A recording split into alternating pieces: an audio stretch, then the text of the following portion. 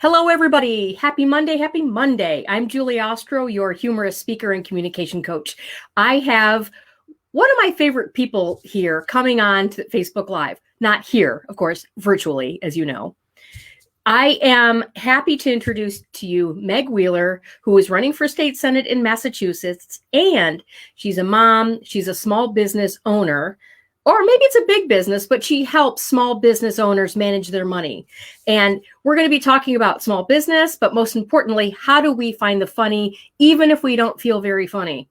So, ladies and gentlemen, Meg Wheeler. Hello. Hello, Meg. I'm so excited. I don't know why, but I'm very tan. I don't know why. I'm not actually tan. You know what? You can just say you went to your living room, which was the beach. I did. Yeah. Well, I do live a mile from the beach. You do. But it's East Coast, so it's cold. Well, that's okay. I lived in North Carolina for a while, and it was after I lived in the Midwest, and I lived down the river. And then also we would drive an hour to Lake Michigan. I called that the beach. Yeah. So my college friends teased me because I called. Yeah, exactly. So you would have been right with them. And I didn't understand the concept of, because I would always just inhale the water, not just sit there and drink gallons of it, but it just happens. Former swimmer. Now we understand. I'm just kidding.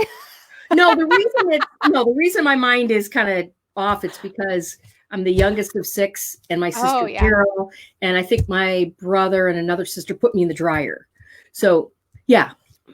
That's, I found my son who's 3. I found him in the refrigerator the other day, not like leaning in, like in the refrigerator. He put himself there. He pulled his little tower over. He climbed up, opened the doors, climbed in, and was eating some yogurt. Was he able to close the door? Or no. Okay. No. Yeah, no, he wasn't like, that would have been really tragic. No, he was like butt out. Chilling. You know what? You need to take a picture of that, because that is really what we might be doing that. If I could fit, yeah. He wasn't hiding that he had his face in the food. Oh gosh. I love that we're talking today, because, we talked a little bit ago, and you also answered some questions for me, and I don't remember what I said. I know. I'm just hoping that you'll prompt me if I. Yeah, because I'm a nerd, I use highlighters and stuff. Yeah, that's how this will work. Okay. All right, good.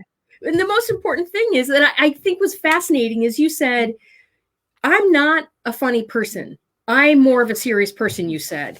And I know that we've had some laughs, and there can also be if you feel comfortable with someone, and because letting your humor out, it can be a vulnerable place. Yeah.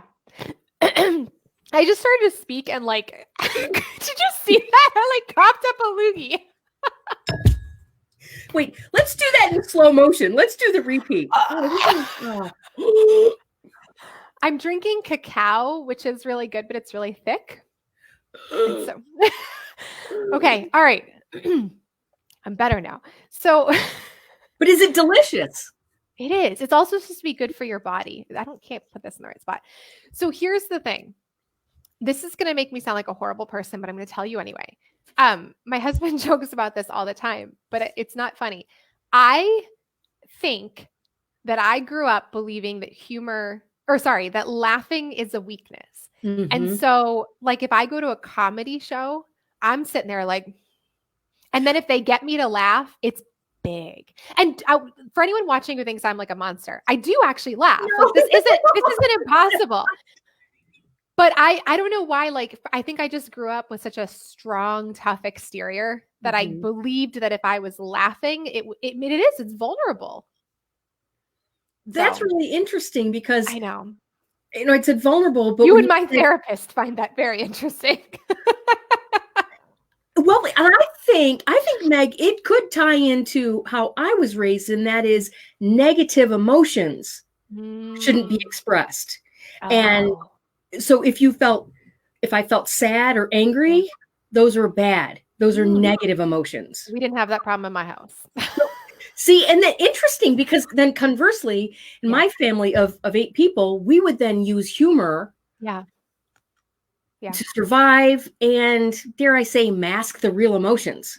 Yeah. So if it helps, nobody is nobody's sane. I think we all That's have our true. coping tools. Yeah, we do. We do. And I do laugh some, but I tend to have I just, and you know what it also is? It's because I like to get things done. And when people start giggling and laughing, I know it's all going to fall apart at that point. So I'm always like, back on track, people. Get going.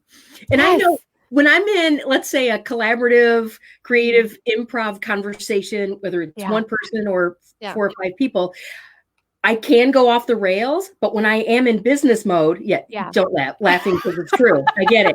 But I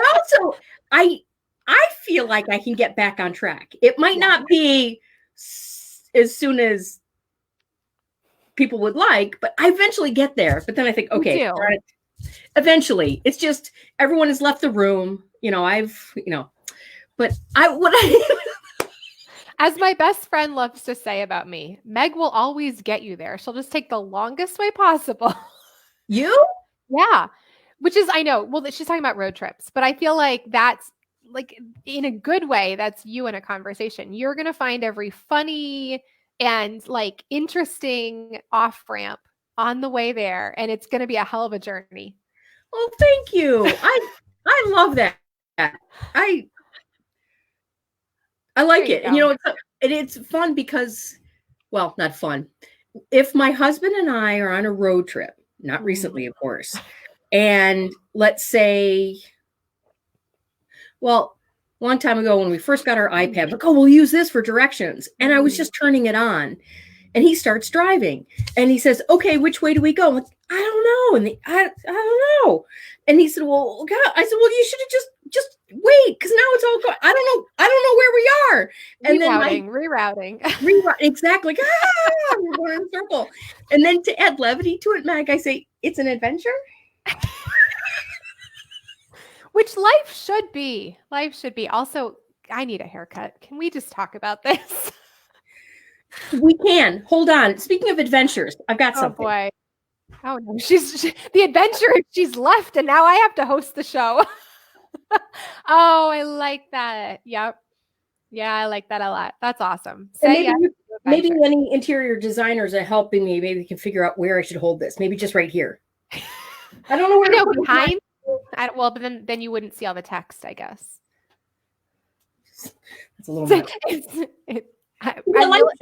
Life should be an adventure. And what I talk about in my programs too is it's possible, because I'm talking about improv, it's possible that you've had your whole life planned out and everything fell into place, right? No. But you know what I would love to hear? Since I'm not a mom and you have a 3-year-old and you have a business and your husband is at home, right? Is he working from home as well? Yeah. What have been some maybe not so funny moments, but you were able to find the funny in it? Even if not that moment, then maybe the next day where you said, maybe you guys laughed over coffee the next day.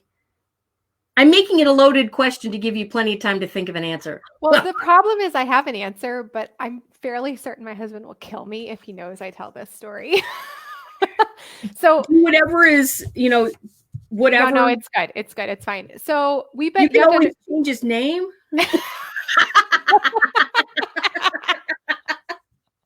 All right. So here's the thing you have to understand. We have been married. We just celebrated 12 years. We've been together 17.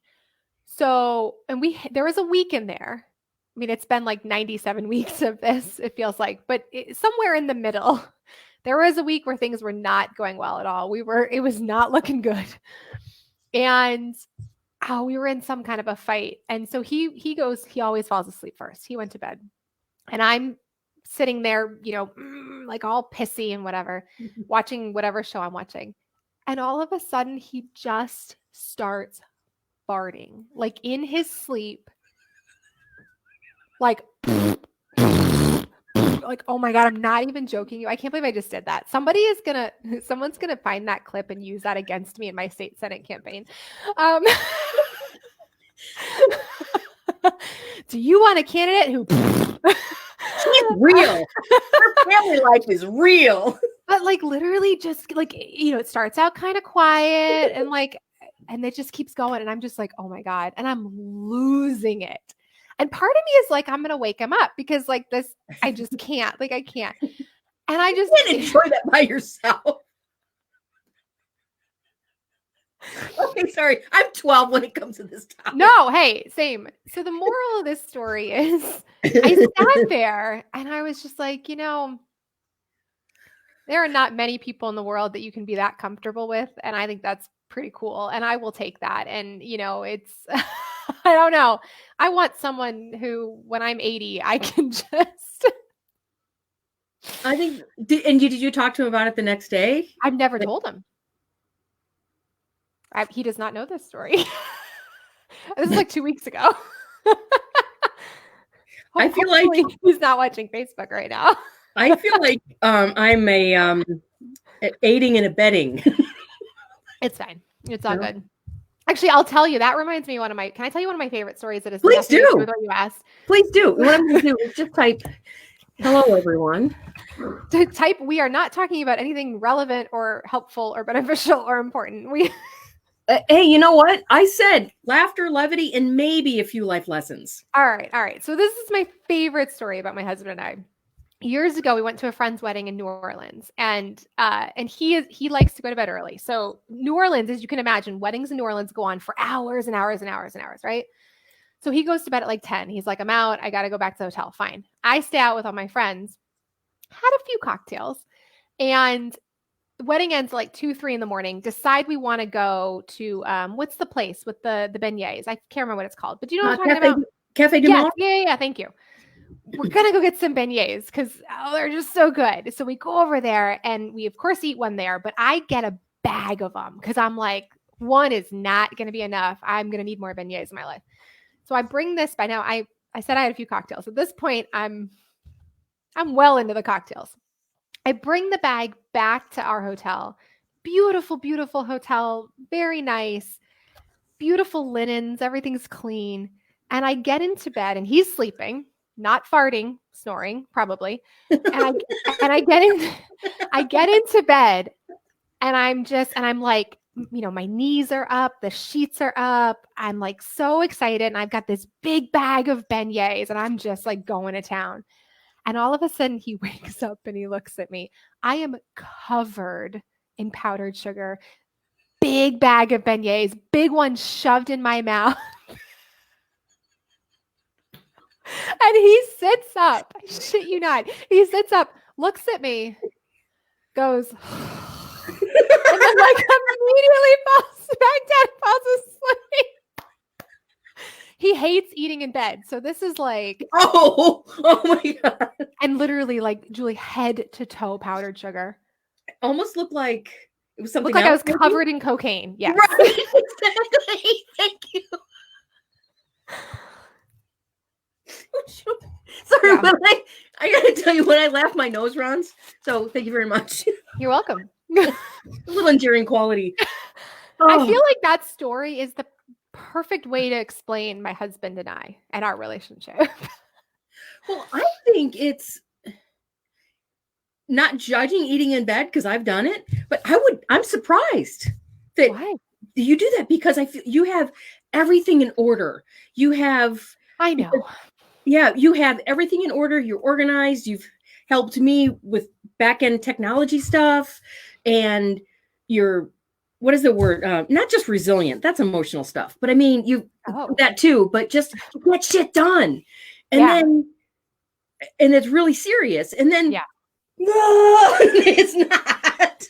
I feel like, but that's the thing is like people think that people think exactly what you just said about me, which isn't wrong. Like one of the things my friends love to make fun of me for is when I got married, every important person to the wedding party, family, whatever, every single person got a binder with like, it basically was like SOPs. Like it essentially was like a process plan for the entire wedding journey. And that's who I am. But here's the thing. I also am very much fly by the seat of my pants. Once we hit a certain point, like to stick with the wedding example, the minute we arrived at the location where we were going to be for the whole weekend, I'm good. I've done what I can do. Whatever happens now happens. And so that's very much, I think it's probably a way of sort of balancing the type A. I was just going to say yin and yang. Yeah. Because I'm a part of AIN, which is Applied Improv Network. Ooh, okay. Oh, it's so cool. As a matter of fact, I went on a 2-hour and 15-minute open space collaboration Zoom on Friday. The first conference I went was in Montreal in 2015. And there was a lot of unknowns. And I sounded like the most inattentive OCD person ever, because I was messaging this person, I was Facebooking this person. And I'll bet if they're watching, they're like, yeah, you're the uptight one. But I wanted to know, what time is the bus coming? What time, which airport? I think that was on there too. But what time is the first session? And this is my serious tone. This is my business tone. And then I did get some responses. Oh, it's just improv, Julie. Like, oh, I know I'm an improviser, but I'm not a total just, oh, whatever happens. Just like what you said, I like to plan out, just like when I'm putting on programs. I'm not going to show up at a client's. Well, go whatever you want to do for these 8 hours that you're paying me X amount. No, there has to be at least a beginning, middle, and end. And then within it, okay, I'm not going to say, okay, then at 10 o'clock, I'm going to start laughing and having fun. 10, 12, I'm going to breathe. No, not that retentive, but I could see from one perspective, it looked like I was just, and it freaked me out because I didn't, well, how far is this venue from that venue? Because I don't want to miss anything. I'm the same way. You saw me lose my mind at Amy Porterfield's conference when I was like, but I need to know what's next. I don't think I witnessed that. Oh. I picture you, I think, you heard that well. When you, Sarah, and I were talking, and she said, I want to get my picture taken up on the stage. Should I? I said, go, do it. Yeah. Do it. So she ran up and I took pictures, and I picture you. This is the one image I will have in my mind forever. You've got pants, a cute jean jacket. Yeah, pants, cute pants, cute outfit, and a scarf. And then you casually have your hands in your pockets. Not but you just stood there just so confidently, like, yeah, I've got my shit. That's what I picture you. And then I see the picture that you posted a couple of days ago where you're gripping the doorknob of your son's room. That, I'm sorry, but that was hilarious. I know, it was hilarious. And that kid is strong. That kid, he pulled me in at one point. It's exhausting. So what is funny about that? Well, it's funny when it's not your kid. What's funny about that is, I'm not going to brag that I get sleep. Okay, sorry. I actually he's actually a really good sleeper. This whole thing has been a little bit tough for him, but he's actually a really good sleeper. Everything is funny when you have a kid. And I was actually worried when I had a kid that my need to have everything organized was going to make this impossible. And I have my moments. Like yesterday, I had to excuse myself and go upstairs and drink some wine and watch a show because I just needed everybody to get the F away from me. But, but like, actually, I don't know, like with him, I'm like, you know what? Just have fun. Just have fun, kid. If you don't go to bed on time, all right. If you living room's a mess, okay. If you don't learn this, okay. I mean, I don't know. It's just, it's exhausting to be rigid. And then with having to have a schedule and being somewhat rigid during the quarantine, I would imagine that adds so much more stress to families. Yeah. Well, and I don't know if you've noticed this, but everything takes longer, even if you don't have kids. Like I woke up this morning. So my first call this morning was noon. I woke up at probably like 8. Oh no. Yeah. 7:55. Sorry. I had a call from 8 to 9. I did my call. Let that pass. It's like in college. Do you have a 7:55 class? No. Yeah, that's still 7 o'clock, even though it's 5 minutes away from 8. I know. So did that. But then I had from 9 to 12 to get ready for my first client call, which required showering, getting some coffee, whatever. It took me the entire 3 hours. that's not normal, but everything just takes so much longer because I think we're all so like demotivated. Yeah, Right? and you know what? I get what you're saying. It was a beautiful day here yesterday, and I didn't go outside until Yep. yes, my husband is an essential worker, Yeah. a mechanic at airline mechanic. So he came home from work. And he said, "You haven't been out?" And I said, "Well, I've been baking all day. I've been productive, and I'm not necessarily." But I had the windows open. That was my justification. But I had the windows open. Also, I love that you're like, I was baking all day. My idea of baking is I sit there with the bag of those chocolate chip morsels and I eat them. Like that's as far as I get in the baking process. I see no reason to make dough and put them in the oven. Well, that's what I did. There you go. And a month ago, I made first thing I made was this 3-ingredient peanut butter cookie recipe. Yeah. And I thought, well, that's all I'm going to make. I'm not going to do what everybody is doing, get all crazy and baking stuff. I made 3 things this weekend. I made 4 batches of dough. Okay. I made turkey meat insides. Yeah. And then chicken. And then I made meat pies. And then I made pear pies. Oh my God, look at you. We got but I was just going. And I think about things taking longer. Maybe it's because when I want to do something creative, I'm not putting a time limit on myself. Yeah, that's true. And like, oh, the kitchen sink is dirty. Oh, I can't make more dough if the kitchen is dirty. Yeah. But I don't know where I was going with that. But I think the loss of time. Well, it is. There's no concept of time, right? I mean, weekends, Carla says, so hard to be motivated. Oh my God, right, Carla? Thank you. Yeah, and Carla, feel free to share more thoughts about that. What are you having challenge with being motivated? It's sometimes getting out of bed. I mean, yes. So this weekend, I was so incredibly motivated to get stuff done. Yeah. And then there are other days, I don't want to get out of my pajamas until 10. Yeah. And then, I haven't gotten out of my pajamas. Am I supposed to? No. No. Because I'm not wearing real pants. Cheers. I'm wearing a bra. I do have a bra. But actually, it's a new bra. I saw a Facebook ad for it. I forget what it's called, True something. And it doesn't have any underwire. It's basically like pajamas for your boobies. So it's actually really quite lovely. I think that would be kind of nice as you're hanging out at home all day. Raise your hand if you have different levels of bras. Oh, just hanging around the house bra, going out to dinner bra. Yeah. Oh, yeah. Or just going to get the mail. I don't wear a bra going to get the mail. That could be just a cami. See, this is the beauty of being in New England is the fleece. I have so many fleeces. You throw the fleece on and it's got enough thickness to it that it kind of gives you what you need. I was wearing fleece earlier and we had a box delivered and pretty much I felt like that because I wasn't wearing. Oh, yeah. Let's see. Carla is sharing some thoughts. She says, one aspect of my business has become too demanding that I'm ignoring others and it's hard to swivel the motivation. Oh, yeah. So how do you, it's hard because especially if, Carla and I met at the entrepreneur conference in October. Are you going to that this year?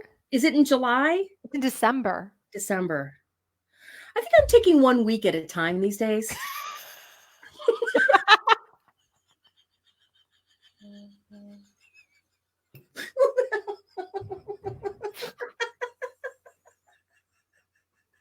Oh my God. Oh. Everybody breathe. Take a breath. Poor Carla. Carla has like a real issue and we can't even get it together. Did someone say swivel? So one, okay. We said we didn't really swivel and pivot. What was, so the disclaimer, Meg, is we didn't promise there would be some life lessons. Oh, good. All right. No, I'll give you one though. I just thought of something because this actually occurred. Gotta go into session. She's leaving. We scared her away. We love you. We do love you, Carla. Wait, I got a lesson though. I can give you a lesson. Here comes the lesson. Okay. I think that right now is the prime time for all of us to really get honest about what feels good and what doesn't feel good. Yeah. Oh, that was a lot of pressure. You loaded it up there. Last night I was sitting there thinking about today, and I was thinking, I'm not excited to show up in my business tomorrow. Now that got a little bit better this morning, but that was interesting to me, and I kind of registered that as a nugget. And then this morning I had a client call, and it was an awesome client call. I love this client. So this is not a reflection of this client. But a lot of people in our sphere have been talking about memberships lately, Membership sites. And so I had this moment where I was like, I don't want to do coaching anymore, or at least not a lot of it. And that was really interesting. So I think right now, as our energy is low and our motivation is low, I think the things that we're excited about, like, we should pay attention to the things we're excited about. Because I think sometimes when life is normal, it can be really easy to talk ourselves into things that we think we should do in our businesses or in our lives. And then we overload ourselves with things. And it's easy to get through because we have a lot of energy and a lot's going on, and everybody's got energy and it's all going on. But right now, nobody has energy. And so for me, like, the things I'm excited about are the ones I'm paying attention to. And so I'm trying to listen a little bit more to my sort of inner monologue, I guess, right now, and say, like, what do I really want to get up for in the morning? What am I excited about? You know what? A few weeks ago, when I was doing the Facebook Lives by myself, and just this random thought of, what am I feeling today? And one day I felt, okay, I'm feeling okay with being in my office. I'm okay with being at home. And what I noticed was I've been moving a lot slower. Yeah. And not to say my mind isn't going fast. Right. It feels like my mind is still going as fast as it usually does. Yeah. But because I'm not moving physically in all these different directions, Yeah. I've been able to get more insight into what I want. If you want to think maybe into my intuition, Yep. or even spiritually connected with friends. Yep. More so now, when I've thought of a friend, she'll text me or call me. Oh. Yeah. Yeah. Good stuff. So what I've gotten is, being more quiet, I'm able to hear more. Yes. Well, and I'm so glad you said that too, because I've had a lot of that as well, in all of the panic of, like, how am I going to pay my bills and how's my business going to run or whatever. And a lot of that has died down as I've figured out, like, what the path forward is. But I came to this moment one day where I realized what's going to happen happens. Yeah. And I'll deal with it when it happens. So let me just enjoy the quiet while I've got it. And so you're right. I feel less stressed because I'm doing less. And it's allowing me to see the things that I really want to show up for. What you'd said about doing less makes me think about all the pressure that we have had in our society to do more. And we show our results. Think about if you were in the corporate world. We have to show results in order to reveal our value. Yeah. If we don't have results, then we're not valuable. Yeah. So that can come back to, if I'm not making 3 different dishes in one day, I'm not being productive. Right. Right. So, that can tie to so many areas in our lives. Yeah, it can. It can. Honestly, getting through each day right now is being productive. And taking care of your mental health, I think, is being productive. I think that's what matters right now. And how do you take care of your mental health? I was trying to think of something funny to say, and then I realized it wasn't going to be funny for, like, a lot of people. So I was like, wait, that's a bad way to go. Can you try it? Huh? Can you try it? I'll bet it's funny. No, it's definitely going to fall flat now. It's one of those where I should have been on top of it. Like, you said it and then I had to do it. I was watching Stephen Colbert last night, had Trevor, or not last night, but this was from probably a week ago, had Trevor Noah on, and they were talking about how they're worried that after all this is over, they're going to lose that sort of innate sense of timing. Because they're telling jokes now to no response. And they talked about how, like, that took them years to get that. really perfect. And Trevor was saying that, he'd gotten to the point in his life where when he would plan jokes, he could hear in his head when people would laugh. And it would just be so perfect, most of the time. And he's getting to that point where now he's like, I don't know. I don't know if and I think part of that's like self-doubt too, but I think which I just think is interesting. It's so fascinating to see right now how many things we rely on in our normal lives that you never would have thought. Yeah. Right? Yes. And the first episode that Stephen Colbert did without the audience. Yes. Yep. That was even before nationwide stay-at-home order. Yeah. Yeah. And it was hilarious because Mhm. I think his reaction of, is that funny? Was funny. Are you guys laughing? Yeah, and then he had his the stage, the producers and the writers, and then that banter between him and the writers and the stage managers was hilarious. Yeah. Yeah. And I found that his sometimes his monologues just himself seemed flat. Yeah. Because I'm waiting for the audience. Same. Because if I'm laughing at something, I feel like I'm the only one laughing. It would be really fun if I heard everybody else laugh. I felt that way about SNL too. The first couple of SNLs that I watched, because you wouldn't hear the audience laughing, and so it would feel super awkward. It was like, oh God, did nobody find that funny? And then you have to remind yourself there's nobody there. And so I was actually really surprised that they didn't put in like the canned laughter. And sometimes when I watch those shows, I wish they would, because it does sound so flat. Mm-hmm. But it's also fascinating because in many ways it feels more intimate. It feels like now it's like him and me, like we're it. Like he's telling me the joke. It's on me to laugh. There was a few nights ago, I think his son is managing the camera. I saw that, yeah. And also apparently reading Toni Morrison for class, if you saw last night's episode. No, tell me again. So he's reading Toni Morrison? Yeah, I don't know if it was last night's. I'm a few nights behind, I think. But one of the most recent ones, he was talking to his son off camera, and his son is like trying to get his like class reading done, and he's reading like Toni Morrison. I forget, Beloved or something, I think, maybe. And I'm like, this is very real. And was he trying to also man the camera? Apparently. Yeah, I don't really understand the full extent of the son's cameraman duties, but I mean, yeah. I'm not sure either. How hard can it be? He's not moving. I don't know. I'm not sure. I'm not sure. I feel like that's an easy job, right? No one's manning my camera. I'm over here. See, it didn't move. Like nobody. Yeah, and then we're gonna do here. Make sure it's yeah, no. Well, the hair is a mess. I didn't brush before I came down. So I watched it yesterday.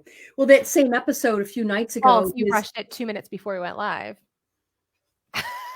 But it doesn't look like it. Because I watched it yesterday. I love that. I love that you just keep a brush in your studio. I should have a brush in my studio. I like how you think that I planned that. I brought it in here at 12:26. Well, this is just all over the place. I can't even. It's just too much. Oh, I can't even. No, I think it looks lovely. What I will not do, I will not cut my hair. Same. No. Nope. And how do you tell the friend or acquaintance? Yeah, who said, "Oh, I'm just going to do it." How does it look? I did this in the 3rd grade. Right. Pretty sure I got shoved in a locker. Yeah, not doing that again. After you cut your own hair, you got shoved into a locker? Yeah, because it was like this. Wait, that didn't work so well. Hold on. Yeah, it's opposite. I know. I'm so confused. It was like this, and it didn't help. I had big glasses already. Yeah, it was not a good look. I thought I was so cool. It wasn't. Well, I remember years ago, I thought I was cool. We were looking at my sisters and her daughters, and I were looking at some old pictures. And I said, "Oh gosh, I thought those glasses made me look cool."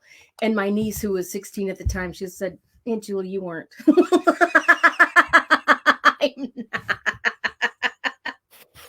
I'm not. I never was cool. I just. Ouch. Okay. It's funny though. She's 27 or 28, and she and I talked a couple weeks ago. she called me on my cell and she asked, "So are you on your landline?" And I said, "When I'm not that old and out of it." "Oh, I just didn't know because my mom." Isn't it funny? Like people assuming I have a landline, I took as an insult. Now, what? All right. Speaking of things that those of us who are old don't know about, have you gotten on this TikTok craze? No. I understand it's a thing where you dance. That's the level of information I have.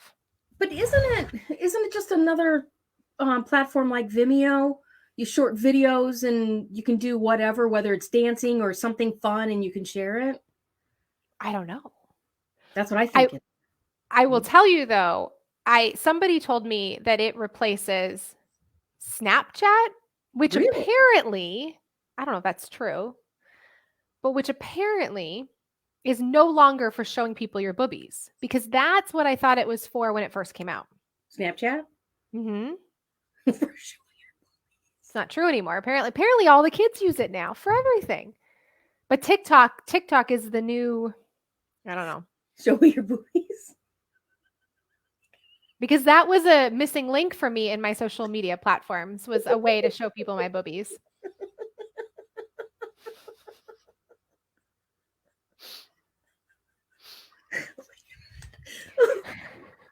Poor Julie.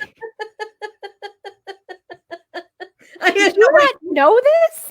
I didn't know that was in their mission statement. That's what the kids used to use it for, because they go away after 3 seconds. Well, boobies and other things. It's like a video version of woo. Yes. But then apparently at some point it changed and it just became like, I don't know, whatever, legit. Okay. What I'm going to do, I'm going to edit these responses and I'm going to delete every place you wrote serious. I have a very serious personality, so sometimes I find it resistant to humor. I hope I didn't commit to providing anything of value in there, because I don't think Snapchat and TikTok knowledge is value.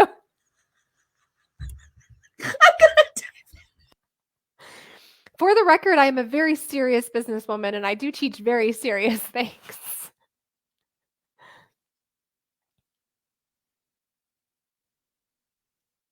Wait, I can't hear you. I intentionally put me on mute. I was like, I can't hear. What happened? I intentionally put myself on mute while I was typing, so you didn't have to hear that. Oh, unlike me, when I was typing, my husband, I just left it on. I don't know how to mute myself anyway. So, mute. It's the big button right in front of me. Sorry, just kidding. But that was a good segue. So when people who are listening now or later, they can hear about what you do for small business owners. Well, and I'm pretty sure, huh? It isn't just small business, is it? Or yeah. Oh, it is. Okay. Yeah, I mean, my people generally are coaches, creatives, service-based entrepreneurs. Not entirely. That's going to be on my gravestone.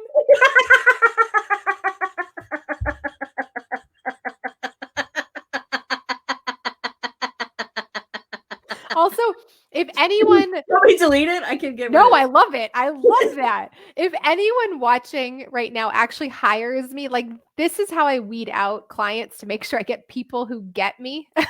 Yeah. Yeah, that's the litmus test. It's the litmus test, because I farted. I talked about my bra and my boobies. This is just a preview of what you'll get if you're on my email list. I haven't sent my email today, but definitely going to write. I'm going to talk about this. Anyway. I'm enjoying this so much. And more than I ever even thought. I knew I was going to enjoy talking with you, but are you surprised? What's that? Are you surprised? I had no idea that I was going to be laughing this much. I really thought we were going to talk about business stuff and whatever.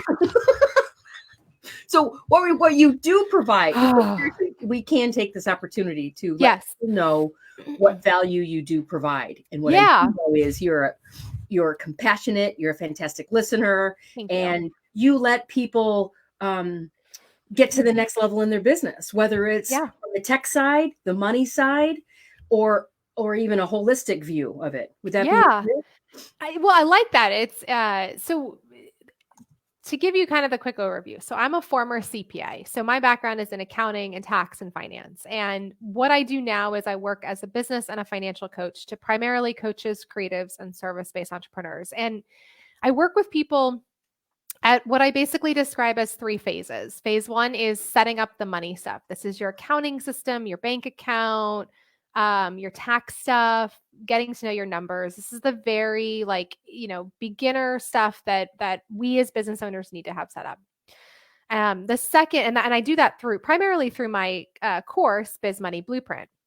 The second phase is really adopting that CFO mindset, so chief financial officer mindset. This is where we get into cash flow and how to make sure your bank account never goes negative. We get into pricing. We talk about profit projections, talk about budgeting, kind of all the important stuff that you as the CEO of your business really need to understand. Even if you bring other people on, even if you got an accountant, you've got a bookkeeper, whatever, you need to understand the concept so that you can run what I call a financially fit business. And then phase 3 is the scaling phase. So this is where we focus on building a scalable and profitable business. And I like to do that through 3 different components. One is multiple revenue streams so that you're never reliant on just one thing. 2 is passive income so that if you can't show up in your business, at least you have money still coming in, especially during a time like right now where a lot of us can't show up because we've got kiddos at home or we're sick or we're first responders, whatever it may be. And then the third component is recurring revenue so that we're not always working every single day to get a new sale, but we're nurturing the ones that we already have. So that's kind of the crux of what I do. And those phase 2 and phase 3 right now, I do through workshops and coaching. So, And what is the website? What is your website? Where with you? So it's megkwheeler.com, but I'll tell you, if people actually go to megkwheeler.com/masterclass, I've got a free masterclass that a lot of folks I think might love. So about how to set up the money in your business. But megkwheeler.com is my website. Oh, is that okay if I put it this way? Yeah, that's perfect. Okay, great. And I will add, again, what you do is, because you're a very personable person and you have fantastic listening skills, you're able to actually find out what somebody needs. So what makes you different from other coaches that I've talked with, I've had some good ones through the years. So a couple I'm thinking of, you're awesome. But then a couple that I've talked with, let's say in the last 10 years. Yeah. Not all of them listen to the client. They might say, oh, here it is. Here, this is what I have. And that's what you work with. Yeah. Whereas I've found that you try to figure out, okay, what do you need? Where's your business now? Yeah. Oh, maybe you just need this one coaching session to do this. Or, you know what would really help you? You would have this masterclass, which is going to guide you through everything. Yeah. So what would be a more succinct way for me to say that? So the theme of really who I am is I help people take action now. And I don't like to get either personally or have other people be bogged down in complicated processes. And so for me, I'm always looking at what is the immediate problem and how can we solve it right away. Mm-hmm. Yeah.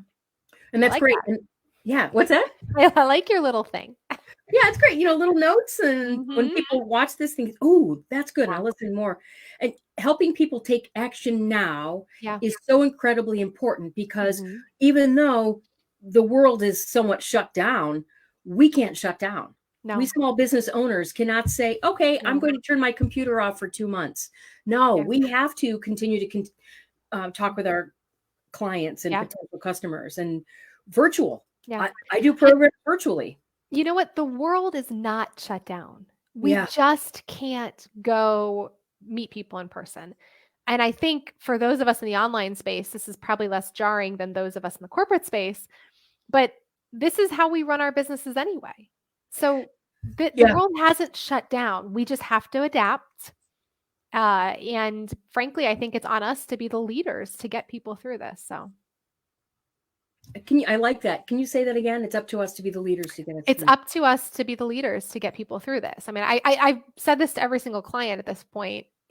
Your business, whether or not your business survives this, depends on how you show up right now. And if Yeah. you show up as a leader, your business gets through this. I would almost guarantee it. So, And it's also helping me when I'm doing these Facebook yeah. Lives. I'm not saying, oh, yes, my website is julieostro.com, but I think that's the first time I've said that in the past month, because what I'm doing Yeah. is I'm hoping that I'm adding some levity. Yeah. But in the first 4 or 5 lives, like I said, they were just me, just in Yeah. a sweatshirt, maybe even no Yep. makeup, because I wanted to talk to people. Yeah. And then Yeah. I found that there was more of a need for it. Yeah. And then other people like you can share your Yeah. tips. So it's, and you're right about that I love that. online space. What's different is I can't go to the coffee shop and work. Right. Right. But people's lives are still going on. People still need the value that you provide. I So love it. I want to thank you so much, Meg, for today. This was fun, and I know it was informative. And then are you okay if I share the video, even yeah. though I don't have mad video editing skills, so I won't be able to edit. You don't need to edit anything. It's fine. Yes, I Okay. farted on live video or with my mouth.